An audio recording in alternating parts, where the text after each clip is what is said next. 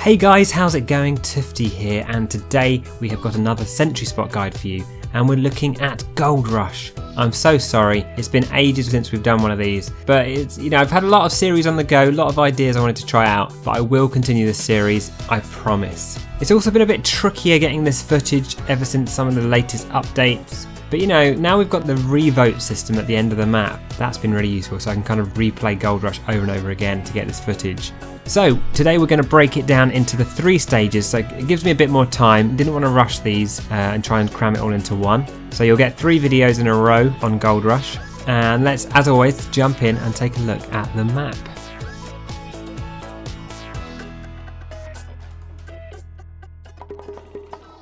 So here's Goldrush in all of its glory. And here is the approximate path of the cart. Goes along the first area, through the deathly choke point of doom in the middle, and then comes out into the second area, and then you push to the end, and job's a good un. I'm going to break it down into 2 sections. It kind of makes sense. It's kind of naturally split out into 2 sections anyway. And to begin with, we're going to look at this side of the map. So the blue team will be spawning in and coming in from these directions here. A few kind of common areas I see people building in are these 3 spots here. It's kind of worth mentioning that, to be honest, all of these entry spots are dead easy to take out, and the other ones I'm going to talk about are equally easy to take out, really. If I want to get one thing across to you for this first area, it's that you should build a telly, of course, and basically survive. Retreat early so you can get to the next area and set up in one of the much more awesome spots. So yeah, I won't be talking about these 3 spots. One of the only spots I've seen work fairly successfully is inside this hut here. To be honest, I don't really like this spot either. It feels very claustrophobic in there, and you can't really make an escape. But I'm going to briefly talk a little bit about this area just because I have seen NGs have a lot of success with it. But yeah, let's jump into the footage and I'll talk a little bit more about these spots.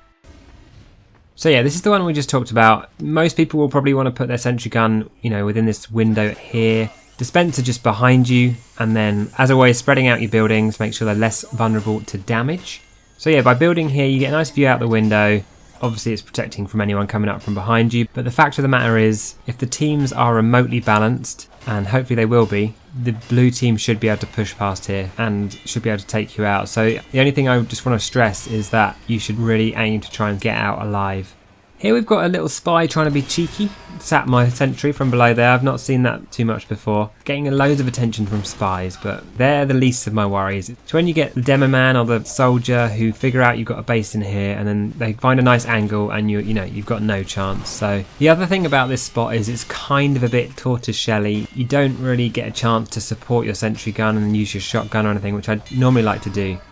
And look, here, all it took is a couple of simple rockets and my sentry's down, and unfortunately I got taken out too. So I'd love to hear, if there are any special techniques you use in that building that helps you survive or helps make the sentry gun more efficient. But for me, I'd rather not build in there at all. And to be honest, I'd focus more on the telly. And this is a spot I really like to use right at the back here, just in this corner. Sometimes, it's overlooked for a little while. And as for the sentry gun, plonking it down anywhere really and just trying to not worry about it too much.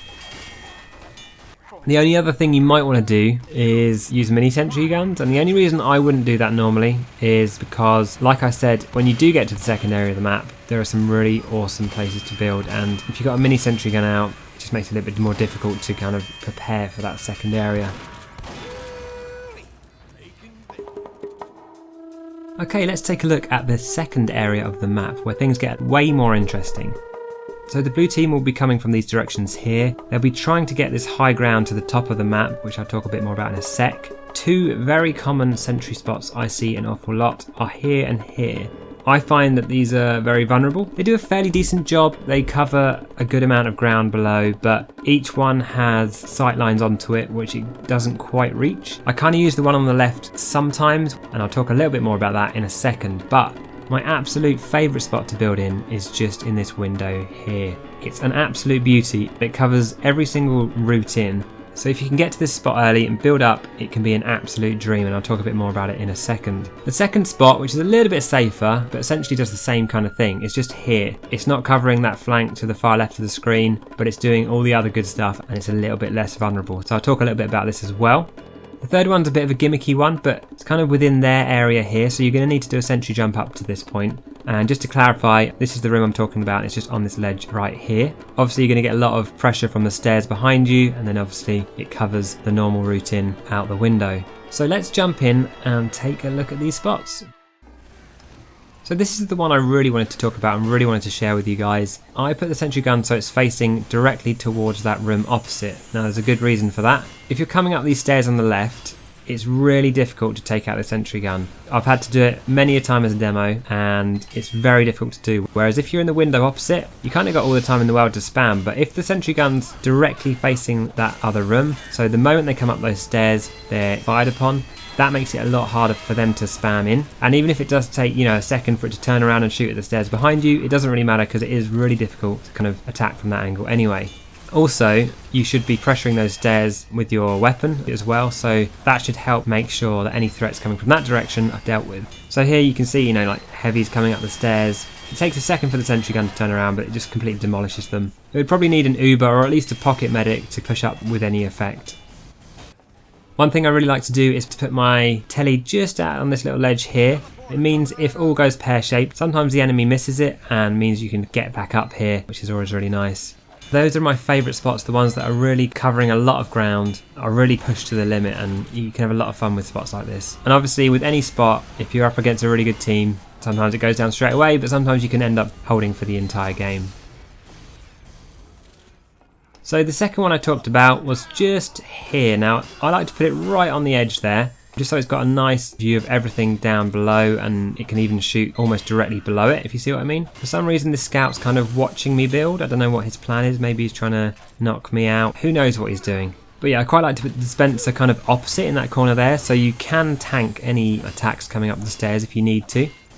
If people are spamming in from that far window, you're kind of okay. Your base won't take too much damage, so you're fairly safe here. And yeah, that's the thing about this spot. I guess it's kind of a lot more durable, and I find it's doing slightly less work, and therefore you've got more of a chance to keep it alive when things get tough. As you can see here, I've put the telly in the same spot, and I think in this particular case I do actually die and end up using the telly and getting back to my base, which we'll see in a sec. And yeah, once you're set up, I spend the majority of my time basically just checking out these stairs, spy checking absolutely everyone that comes up it, or just putting loads of pressure onto them. And yeah, as I said, this last clip here, I died. For some reason my base didn't go down, so I was able to take that telly, no one noticed it, and I'm able to get back to my base and continue where I left off.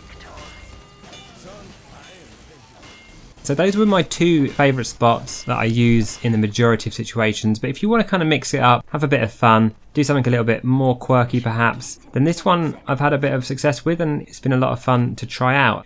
So you're going to need to do a little sentry jump up here. You're going to have to use the rescue ranger to grab your buildings. I mean, the main downside of this is you're not going to be able to support the first point. Like I said, the first point is kind of a goner anyway, but you can at least slow them down. You can telly your guys in. So I do feel a little bit bad setting up straight away here, but if it's just for fun, it's harmless, I guess.